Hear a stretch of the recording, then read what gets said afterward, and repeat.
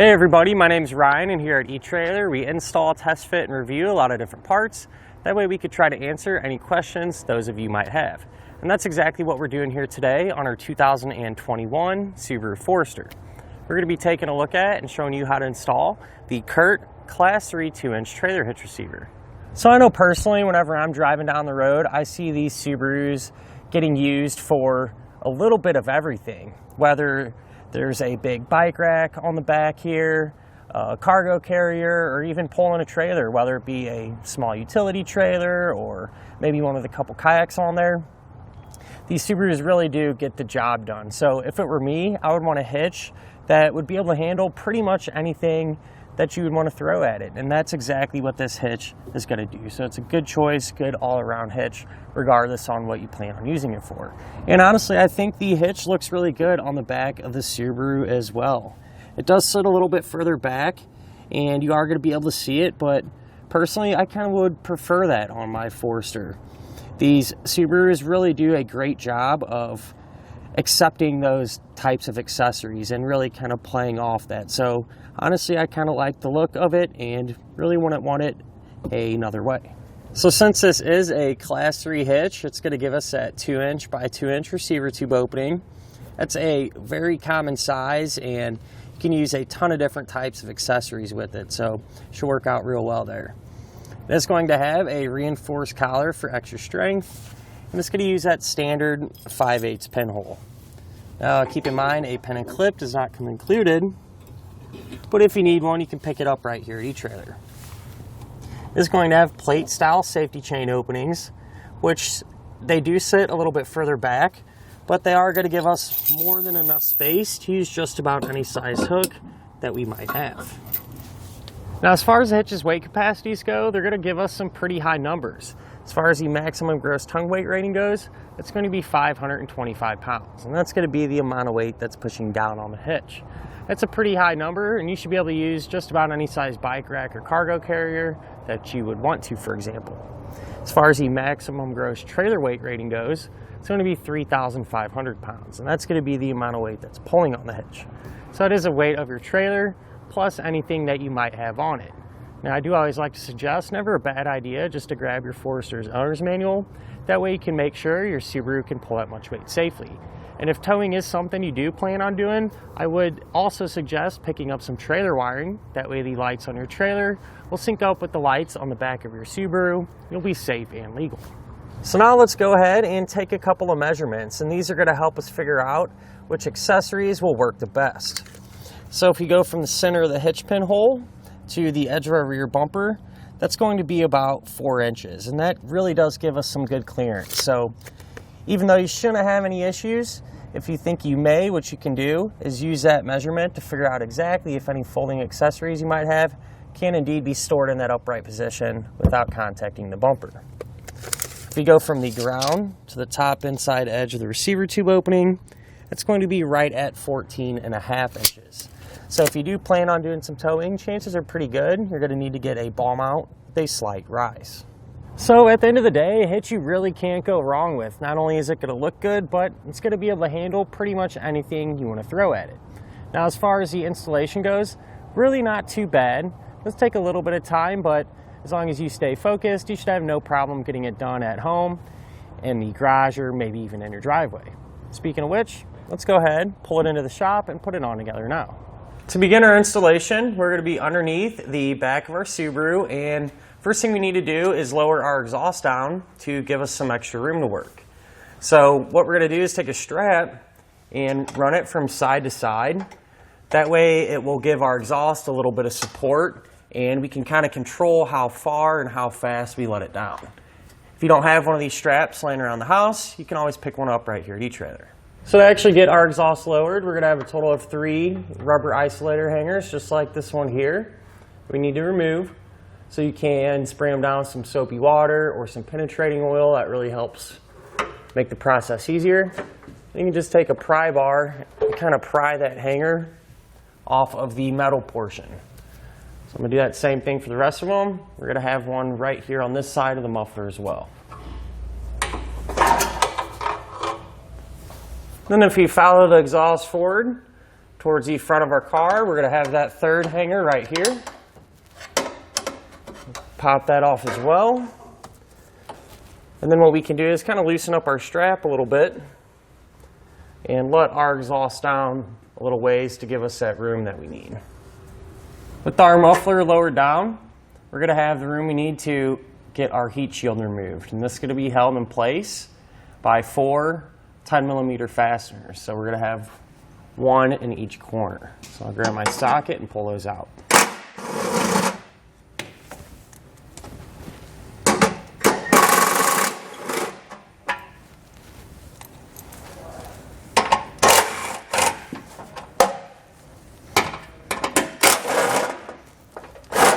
So we kind of just lower our heat shield down and set it off to the side for the time being. If we move over here to the driver's side, we're going to have this underbody panel that we need to remove.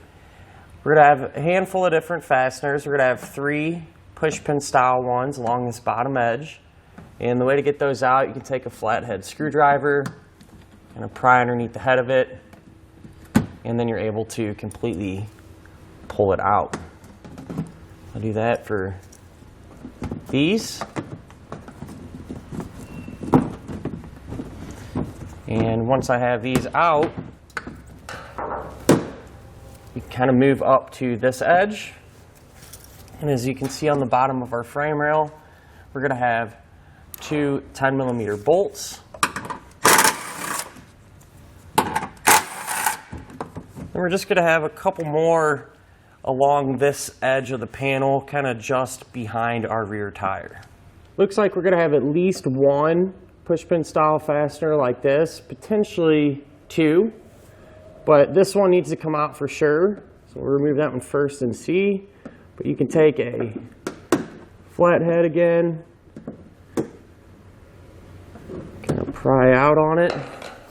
And what I'll do is kind of move this around, and actually we are going to have to pull this one right here out as well.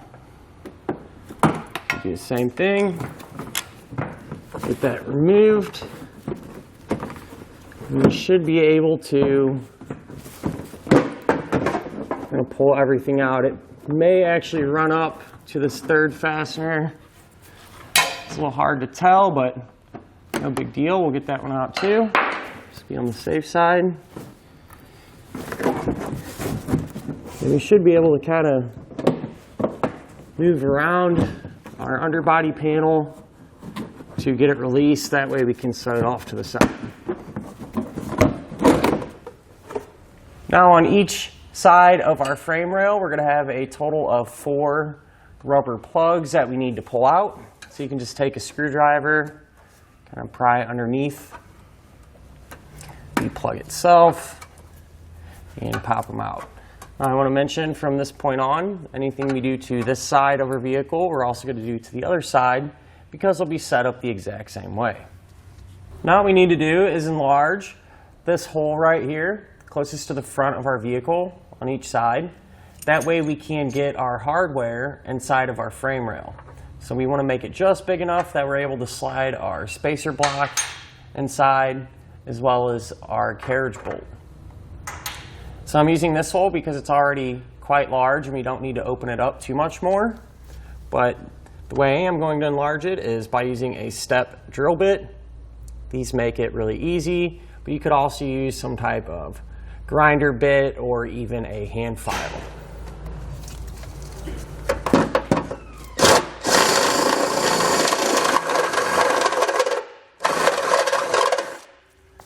So every now and again, it's a good idea to stop and check the size of the hole. So as you can see right there, it's just big enough to get our spacer block, but not our carriage bolt in. So I'll come back, just open it up a little bit more, and I think we'll be in pretty good shape.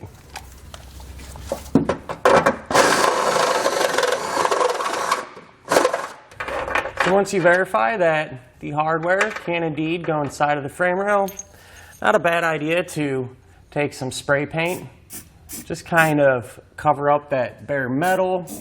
That way we don't have to worry about it rusting. And while that's drying, let's go ahead and go over our attachment points that we're going to use to secure the hitch. So we're going to have 3 on each side, and we're going to be using these 3 holes here. So the way they're going to work is we're going to take a fish wire, put our hardware inside of the frame, and our carriage bolts are going to drop down through these openings.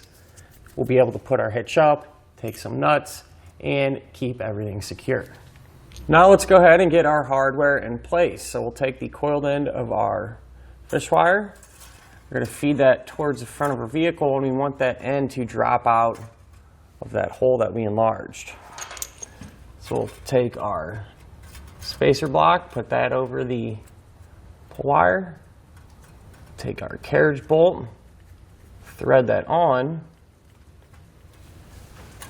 and we'll kind of feed the hardware inside, pull on the other end of our wire. We want our bolts to drop down just like that. So I'll do that same thing to get our hardware in these 2 attachment points. And just kind of a tech tip, what I like to do is kind of eyeball the length, the distance between our attachment point and our access hole, and just put a bend in that fish wire, and that makes it easier for it to drop out the majority of the time. If it don't fall right out, you may have to kind of reach up there and assist it a little bit. But all the attachment points are going to receive that same hardware combination.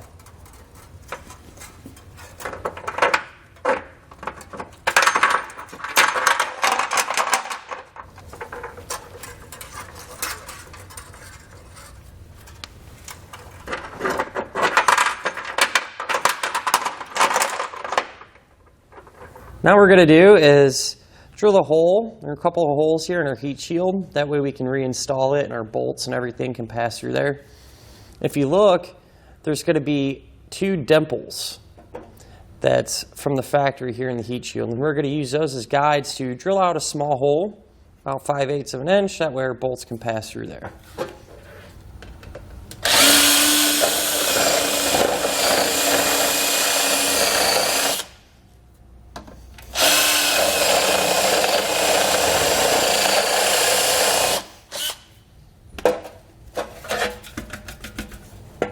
Now we can take our heat shield and get it reinstalled. So you want to make sure to push your pull wires through the appropriate holes in it. That way it'll sit up nice and flat. And this will just go on the opposite way that we removed it, except we will not be reinstalling this 1 bolt right here. If we put that one in, it'll interfere with the hitch. So not going to be doing that. We'll just take our factory hardware, get them started, and I'll come back and snug them all down.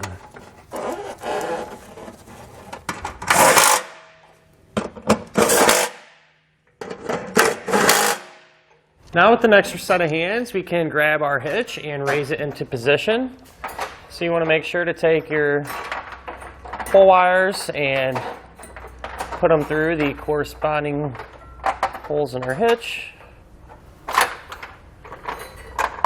So once you have all of those through there, you can raise it up where it sits flat. And we can remove one of the pull wires.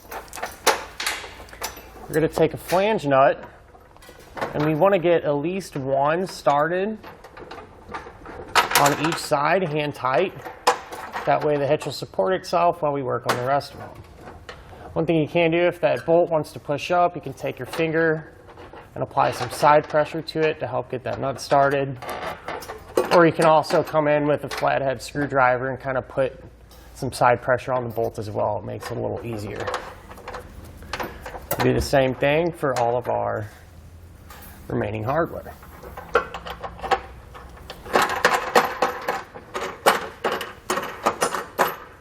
Now that we have all of our hardware in place and hand tight, we can come back with a socket and snug everything down.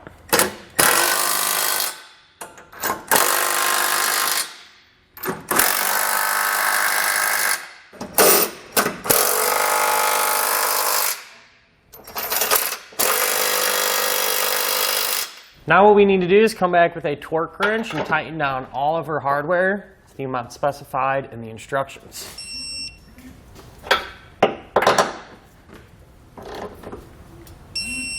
Now that we have our hitch secured, we can raise our exhaust back into position. So again, you want to spray it down. You can just use your hand to kind of guide the rubber hangers back into position. And once we have this center one back in place and the exhaust is supporting itself, we can go ahead and remove our strap. At this point, we can grab our underbody panel and get it reinstalled as well. Now, these can be a little bit tricky to get back in place. You kind of have to sneak it in between your wheel well liner and the body of your vehicle there. Kind of just work it, and eventually it'll kind of just fall right into position. Now this is going to get secured the same way as it originally was, with one exception, and that is we're only going to be using one bolt on the frame rail instead of two, because as you can see, the hitch is blocking that other bolt hole, which really isn't a big deal. With all of the other fasteners, this thing's going to stay nice and secured. We're not going to have to worry about it falling off or bouncing around or anything like that. Let's go ahead and get that bolt in and reinstall all of our push pin type fasteners. And that'll finish up our look at and our installation of the CURT Class 3 2-inch trailer hitch receiver on our 2021 Subaru Forester.